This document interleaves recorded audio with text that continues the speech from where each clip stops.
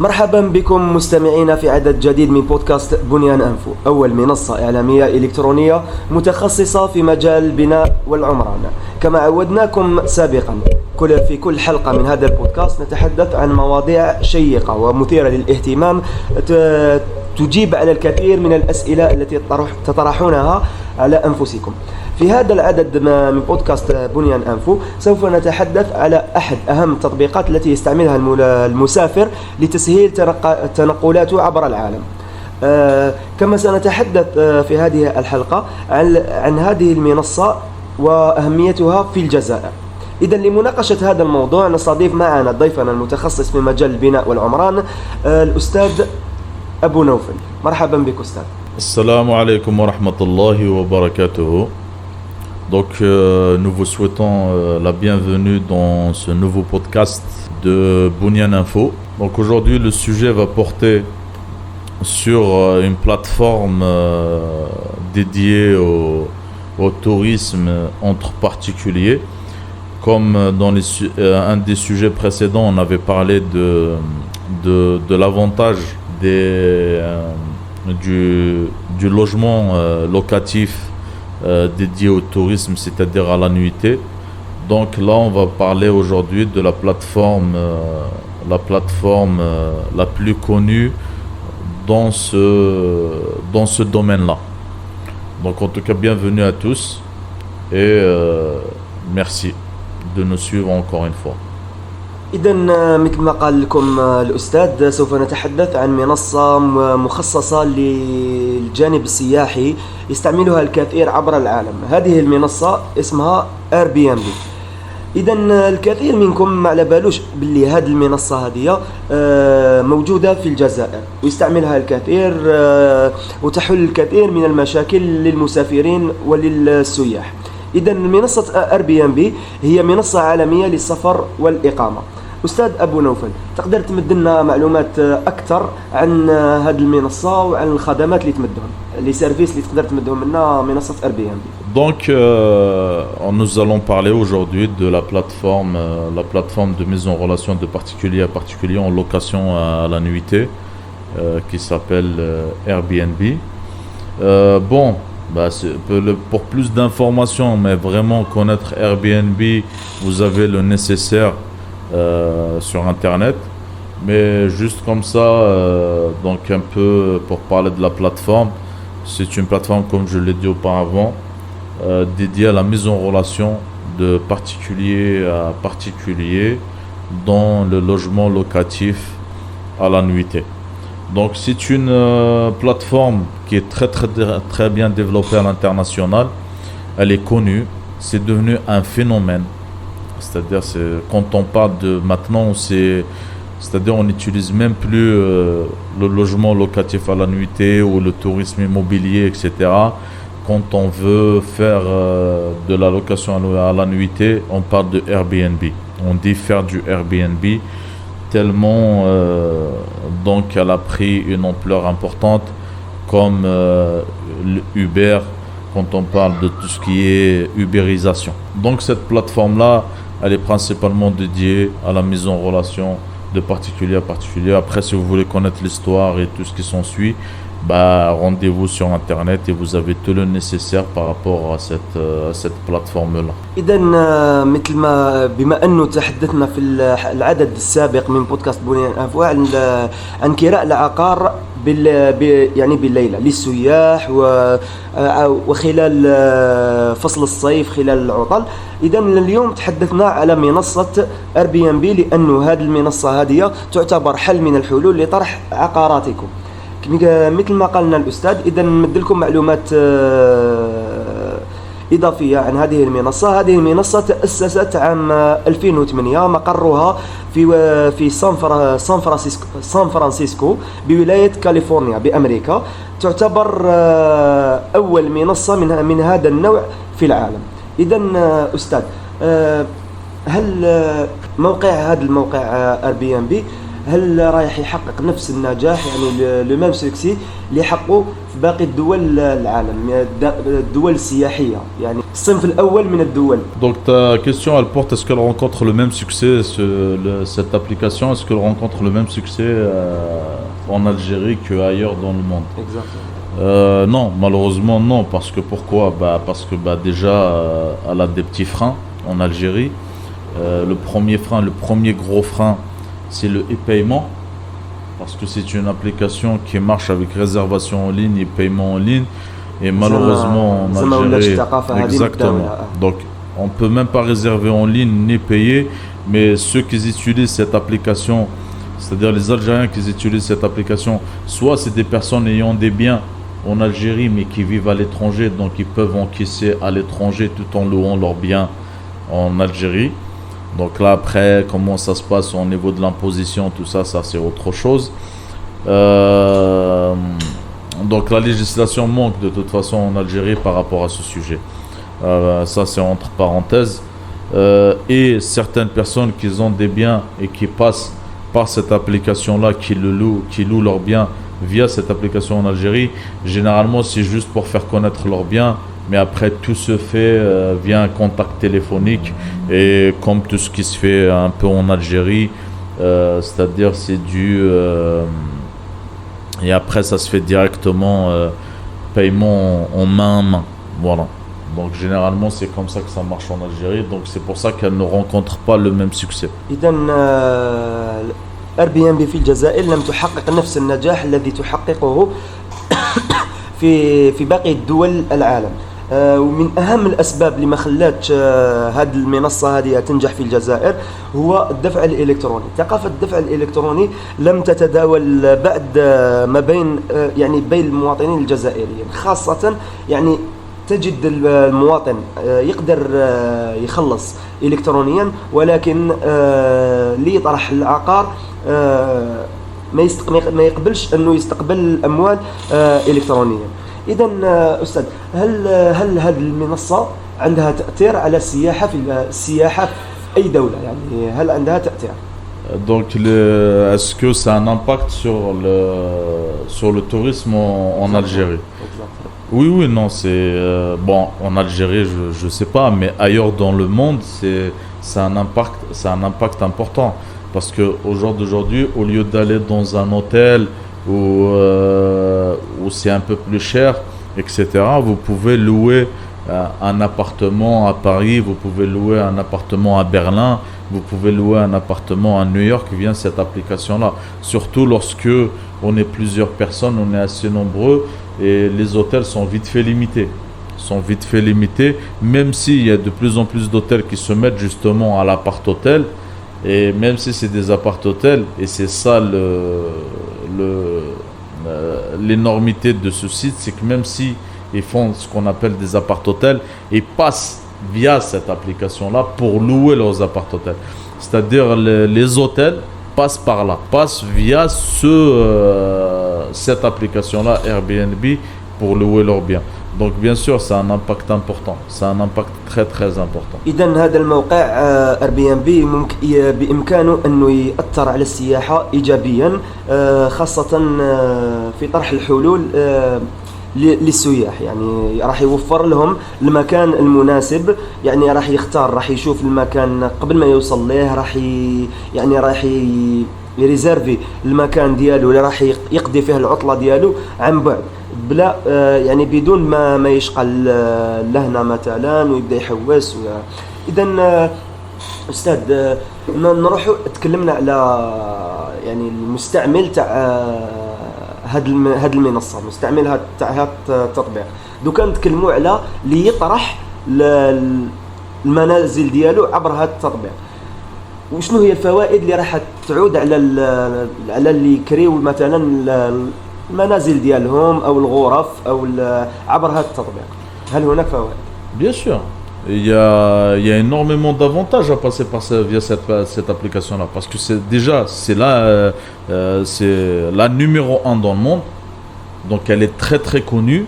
Donc la personne quand elle va chercher un appart-hôtel ou un appartement à louer, la première chose qu'elle va frapper ou qu'elle va saisir sur le moteur de recherche, c'est comment ça s'appelle? Ça va être Airbnb. Et même si vous mettez location d'appartement en Algérie à la nuitée, la première plateforme qui va arriver, c'est Airbnb. Donc au jour d'aujourd'hui, bien sûr, vous profitez de l'ampleur et de la notoriété de la marque de Airbnb. C'est un très gros avantage. Si on ne passe pas via cette application-là, donc on va faire connaître son bien via des marketplaces existantes en Algérie. Comme il en existe, je ne vais pas en citer, mais il existe plein de marketplaces en Algérie. Vous allez passer, mais elles sont moins connues parce que Airbnb, c'est vraiment niché. Et c'est niché vraiment dans la mise en relation, la location à la nuitée, des appart-hôtels, etc., etc. Et c'est vraiment niché et c'est pas éparpillé. Et c'est ça le plus gros avantage de cette application-là. C'est-à-dire quand on va sur Airbnb, on sait ce qu'on cherche. On va pas chercher une voiture sur Airbnb. On sait ce qu'on veut sur Airbnb. On va sur Airbnb pour chercher un appartement à la nuitée.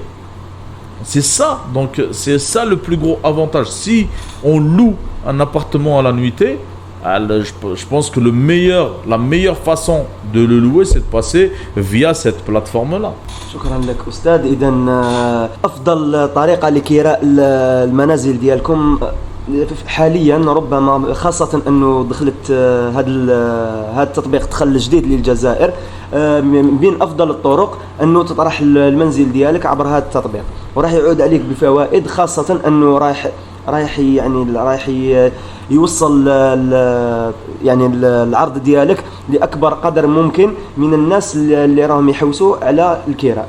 إذا أستاذ، أكيد أنه مثل ما فيها فوائد يعني استعمال هذا التطبيق، هل هناك صعوبات يعني راح تواجهها؟ إذا عبر باستعمال الخبرة ديالك ربما هل واجهت صعوبات عند عرض العقار في هذا التطبيق؟ Après, les difficultés qu'il peut y avoir, c'est vraiment ce qu'on appelle, c'est-à-dire, ça revient aux personnes, ça revient aux propriétaires et aux loueurs. C'est-à-dire, vous avez malheureusement des fois des personnes mal intentionnées qui profitent de ce bien pour faire de mauvaises choses. On ne va pas en citer, mais malheureusement, on entend pas mal de choses. Mais là-dessus, Airbnb n'est pas responsable. On parle des personnes. Où vous avez aussi des loueurs qui sont mal intentionnés, qui cassent certaines choses dans la maison, etc., etc. Mais ça, Airbnb, c'est pas tellement je dirais que c'est pas le problème de la plateforme en elle-même. Voilà, c'est le problème des personnes, des clients qui font appel à cette application-là. Mais c'est vrai qu'après, il y a une panoplie d'inconvénients à faire de la location de particulier à particulier. Il y a la nuitée. Il y a énormément d'inconvénients. إذا من بين الصعوبات اللي راح تواجهها عند عرضك يعني لمنزلك عبر Airbnb أنه راك تواجه يعني هذا المشكل هذا، سواء عرضت المنزل ديالك عبر Airbnb أو يعني صبت الكاري بدون استعمال هذا التطبيق، راح تواجه المشكل أنه الزبون رايح يكسر يعني بعض الأشياء في المنزل، وهذه ممكن يعني تصيب لها حل، والمنصة هذه يعني ليس لها دخل في هذه الأشياء هذه. إذا أستاذ، هل ترى أنه مستقبل هذه المنصة هذه راهي تتطور؟ يعني كثير مازال ما سمعوش بها. هل ترى أنه في الأعوام المقبلة راح تزيد تطور هذه المنصة في الجزائر وراح تنافس يعني الفنادق لي زوتيل، خاصة أنه سعر الفنادق في الجزائر مرتفع قليلا؟ Elle va concurrencer, mais là actuellement ce n'est pas le cas. Actuellement, on en est loin. Parce que pourquoi? Parce que je ne sais pas si vous le savez, mais il y a un manque de lits en Algérie. Il faut savoir, il y a un manque d'hôtels en Algérie. Il y a un manque d'hôtels énorme en Algérie. Donc d'ailleurs le ministère du Tourisme travaille dans ce sens afin de développer plus le parc hôtelier en Algérie. Donc je dirais à court terme et même à moyen terme, ça ne va pas concurrencer parce que dans ce domaine-là, Et c'est pour ça que moi, en tant que Sans, je développe pas mal cette location à la nuitée, que ce soit en tiny house, que ce soit en appartement en location, parce que justement actuellement il y a une pression énorme, une très très forte demande et l'offre est quasi inexistante. L'offre elle est vraiment quasi inexistante et comme on l'a mentionné ci-dessous, vous avez des fois des familles avec 4 enfants, 5 enfants. Elles ne sont pas acceptées dans les hôtels parce que soit c'est des suites, elles sont limitées au niveau des places, donc elles passent généralement par ce genre d'application. Et dans ce genre d'application comme Airbnb, on peut trouver des options comme des piscines individuelles, comme des endroits stratégiques, etc. يعني فيها عروض ربما ما تلقاهمش في الفنادق. Exactement. Par exemple, vous avez une ville en particulier, même si c'est une petite ville en Algérie qui est un peu restée à l'état sauvage, etc. Des fois, on aime bien ça. Et vous allez chercher un hôtel à côté, il n'y a pas d'hôtel à côté. Mais par contre, vous risquez de trouver une personne qui va louer son appartement pour la période estivale, ou ainsi de suite. Vous imaginez, il y a 2 ans de ça, j'ai été faire un petit tour dans le désert. J'ai fait un petit parcours en passant par Ghardaya, Timimoun, Tarit, etc. Et pratiquement on était dans l'impossibilité de trouver un hôtel en bonne et due forme pour nous accueillir. Ou s'il y en avait un, par exemple il y en avait un à Tarit, il était plein. Donc c'était alors là ne parlons même pas de Timimoun parce que qui est une très très belle ville et qui est très très demandée. C'est une ville très très demandée généralement en fin d'année, début d'année, etc. En hiver, c'est quasi impossible de trouver où dormir. Même s'il y a des hôtels, ils sont pleins. Et si vous descendez en famille, ils sont limités au niveau des places. Donc c'est là le désert, n'en parlons même pas parce qu'il y a un manque énorme. Il y a un manque de parcs hôteliers dans le désert énorme. Donc concurrencer dans un premier temps, à court et à moyen terme, non. Peut-être à long terme, mais pour l'instant, il faut investir dans ce sens et passer par cette plateforme-là actuellement, en espérant qu'elle aura un concurrent en Algérie. Là que l'application elle-même, elle aura un concurrent en Algérie, pourquoi pas? Inch'Allah. Et qui va travailler justement en cash on delivery. Ce qu'on appelle en cash on delivery, c'est le COD, c'est-à-dire ce qui se fait un peu en Algérie, c'est le paiement à la livraison. Bon, on parle ça quand c'est un produit, mais on peut parler aussi dans le cadre d'un service, parce que l'Algérie, elle a bien développé ça, ils ont su développer ça pour un peu venir contrer le paiement qui est inexistant en Algérie. إذن شكرا لك أستاذ. إذن هذه المنصة ربما في هذا الوقت بإمكانها أن تنافس الفنادق في الجزائر، خاصة أنه في الجزائر هناك مشكل كبير في الفنادق، يعني فنادق قليلة والخدمات ربما ليست سيئة وإنما ربما نقدر نقول متواضعة، خاصة لما نهبط مثلا للصحراء مثل ما قال لنا الأستاذ. هناك نقص كبير في الفنادق، لهذا هذه المنصة هذه بإمكانها أن تطرح الكثير من الحلول وراح تغطي الكثير من النقص الذي تعاني منه الجزائر في هذا المجال. إذن بهذا السؤال وصلنا إلى نهاية هذا البودكاست. نتمنى أنكم استفدتوا من هذا الموضوع. نلتقي في حلقات مقبلة. أترك الكلمة الأخيرة لك أستاذ. Merci de nous avoir suivis encore sur ce nouveau podcast de Bounian Info. N'hésitez pas à vous abonner nombreux et visiter notre site. Donc voilà, nous donnons pas mal d'informations et même maintenant il y a pas mal aussi d'informations sur le site en ce qui concerne le bâtiment, l'immobilier, un peu le tourisme parce que qui est lié à l'immobilier indirectement et directement. Donc restez connectés et rejoignez la communauté Bounian Info, le premier site d'information, d'actualité et d'expertise en Algérie dans le domaine du bâtiment, de l'immobilier et du tourisme. Donc à très bientôt sur nos réseaux et sur les nouveaux podcasts. Merci à vous, merci de nous avoir suivis, merci. إذا مثل ما قال لكم الأستاذ لازم ما تنساوش المتابعة عبر صفحات المواقع التواصل الاجتماعي انستغرام فيسبوك ومتابعة يعني مقالاتنا عبر الموقع الرسمي bunyananfo.com في منصة جوجل.